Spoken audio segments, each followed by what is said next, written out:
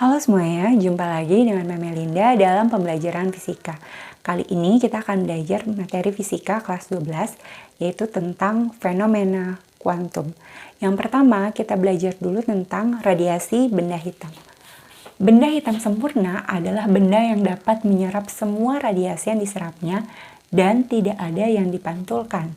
Daya radiasi yang dipancarkan benda hitam itu yang disebut dengan radiasi benda hitam.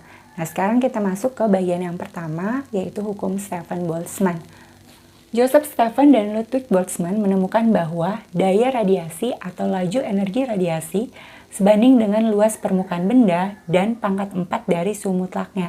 Secara matematis ditulis dengan P sama dengan E per T, dengan rumus sigma kali E kecil kali T pangkat 4 kali A. Dengan P itu adalah daya radiasi satuannya watt, E itu adalah energi radiasi satuannya joule, T itu waktu satuannya second, sigma itu adalah konstanta Stefan-Boltzmann nilainya 5,67 kali 10 pangkat negatif 8 watt per meter kuadrat Kelvin pangkat 4, T itu suhu mutlak ya, satuannya harus dalam Kelvin, A luas permukaan, satuannya meter kuadrat, E itu emisivitas. Emisivitas itu adalah kemampuan suatu benda untuk meradiasikan energi yang diserapnya. Nah, nilai emisivitas itu dari 0 sampai 1. Untuk benda hitam sempurna, nilai emisivitasnya itu adalah 1. Jadi, benda hitam sempurna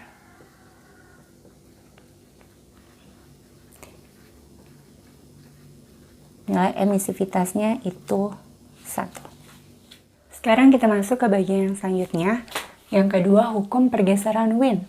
Wilhelm Wien menemukan hubungan antara panjang gelombang radiasi yang dipancarkan suatu benda dan suhu benda. Dan secara matematis ditulis dengan lambda M kali T sama dengan C. Dengan lambda M ini adalah panjang gelombang pada intensitas radiasi maksimum, satuannya meter. T ini suhu mutlak, satuannya Kelvin.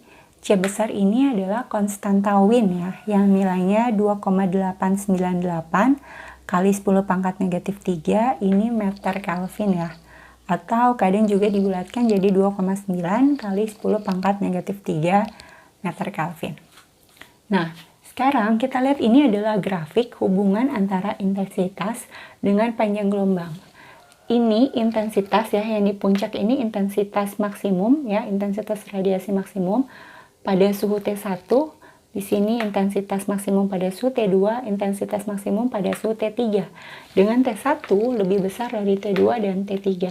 Kita bisa lihat di sini ya, kalau T1 lebih besar dari T2, lebih besar dari T3. Nah, kita lihat di sini panjang gelombangnya ya.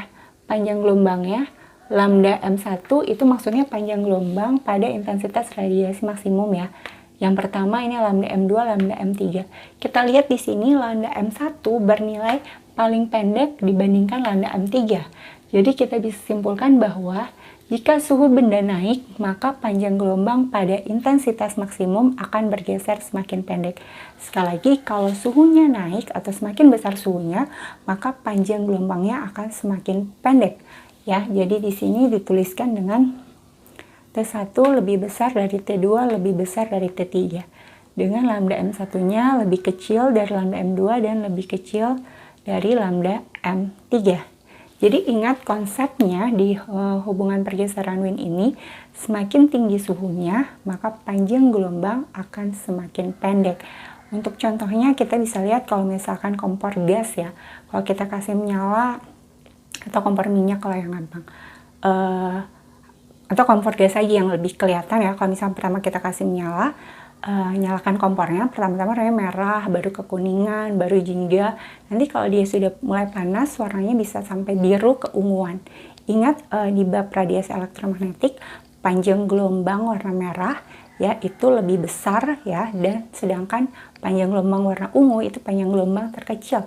Jadi kita bisa lihat kalau warna biru keunguan berarti kan sudah panas. Nah, ketika semakin tinggi suhunya, panjang gelombangnya itu semakin pendek. Sekarang kita masuk ke bagian selanjutnya, yaitu hipotesis Planck. Max Planck menyatakan sifat cahaya adalah terkuantisasi atau diskrit. Artinya, energi radiasi hanya ada dalam bentuk paket energi tertentu di mana jumlah energi dalam setiap paket berbanding lurus dengan frekuensi energi radiasi itu. Planck juga menyimpulkan bahwa molekul-molekul memancarkan atau menyerap energi dalam bentuk satuan-satuan diskrit yang disebut foton.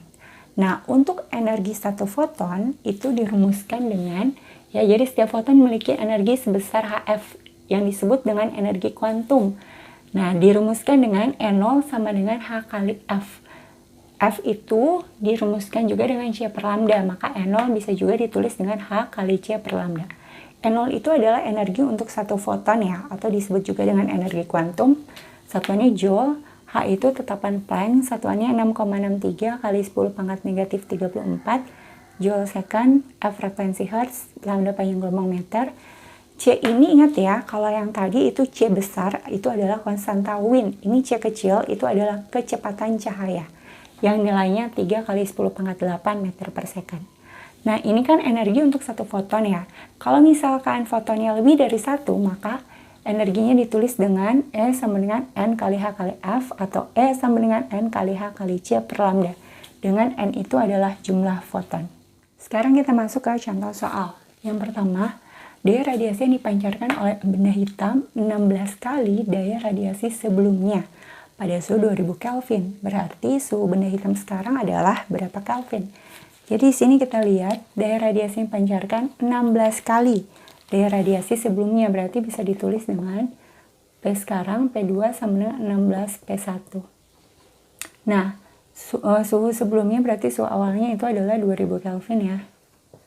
Maka yang ditanya T2-nya sekarang berapa? Ingat rumusnya, daya radiasi sama dengan sigma E T pangkat 4 kali A ya. Berarti dengan kata lain, daya dengan suhu pangkat 4 itu berbanding lurus.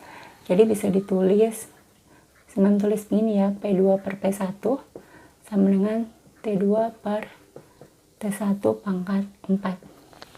Jadi kita bisa pakai rumus ini ya, karena P dengan T pangkat 4-nya berbanding lurus ya, atau sebanding.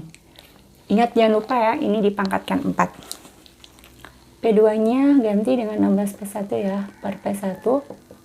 Ini T2 per T1-nya 2000 pangkat 4. Ini P1-nya habis dibagi ya. Nah, kan kita mau cari T2-nya nilainya berapa ya, maka supaya kita bisa dapatkan T2-nya berapa,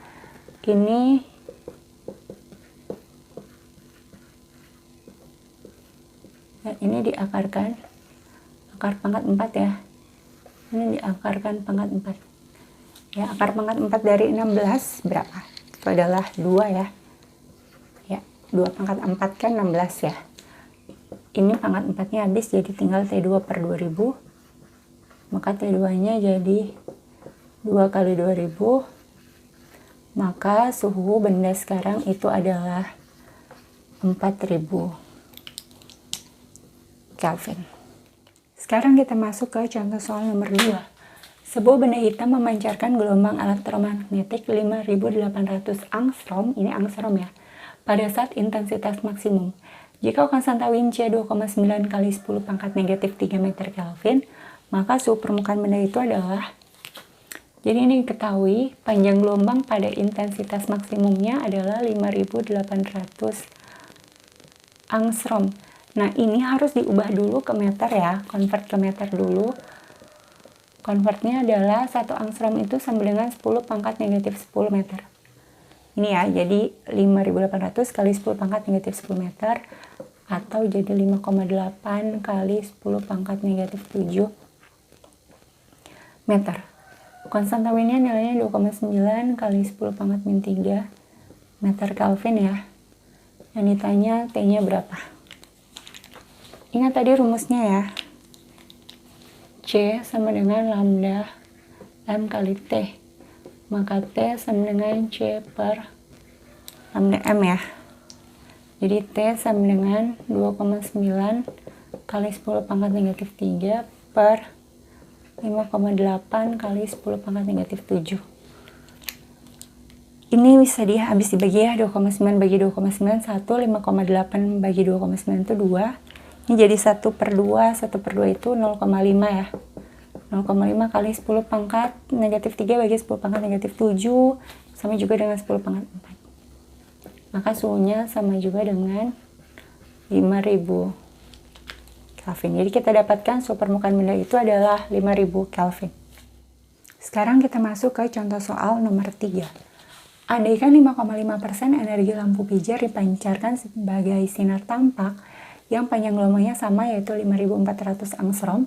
Jika H sama dengan 6,6 kali 10 pangkat negatif 34 joule second, maka jumlah foton yang dipancarkan lampu pijar 100 watt per detik adalah, jadi ini 5,5% ya energinya yang dipancarkan, baru lambdanya itu 5400 angstrom ya. Ini convert ke meter, jadi 5400 kali 10 pangkat min 10 meter ya, atau pakai 54 saja ya, supaya nanti di perhitungannya gampang. Hanya 6,6, di sini pakai 6,6 ya, enggak apa-apa. Joule second, baru 100 watt itu berarti dayanya per detik, berarti untuk setiap 1 second. Yang ditanya di sini adalah jumlah foton, berarti yang ditanya N-nya berapa ya. Berarti kita gunakan rumus E sama dengan N, kan rumusnya NHF ya, tapi di sini ketahui adalah lambda ya, bukan frekuensi, maka kita gunakan E sama dengan NHC per lambda. Nah, E kan itu energi, sedangkan di sini yang ada P dengan T. Ingat, P itu adalah E per T, berarti E sama dengan P kali T ya. Jadi ini bisa ditulis dengan P kali T NHC per lambda.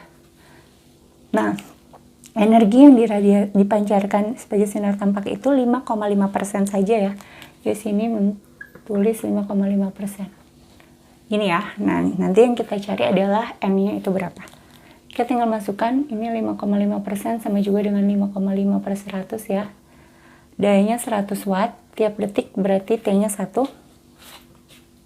N-nya yang kita cari hanya 6,6 kali 10 pangkat negatif 34 ya.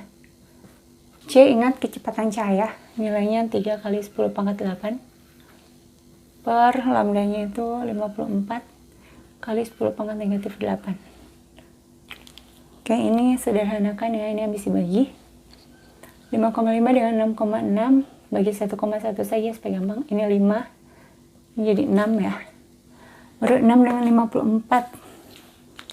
6 dengan 54, ini 1, ini jadi 9, baru 3 dengan 9 ya. Ini 1, ini jadi 3. Maka dia jadi 5 sama dengan N kali 10 pangkat negatif 34 tambah 8 berapa negatif 26 ya. Per 3 kali 10 pangkat negatif 8. Ini bisa kali silang aja ya. Pindah ke sebelah jadi 5 kali 3 kali 10 pangkat negatif 8 bagi 10 pangkat negatif 26 sama dengan N ya. Maka N-nya sama dengan 15 kali 10 pangkat negatif 8 dibagi 10 pangkat negatif 26. Jadi 10 pangkat 18 ya. Atau bisa juga ditulis dengan 1,5 kali 10 pangkat 19. Jadi jumlah fotonnya adalah 1,5 kali 10 pangkat 19 foton.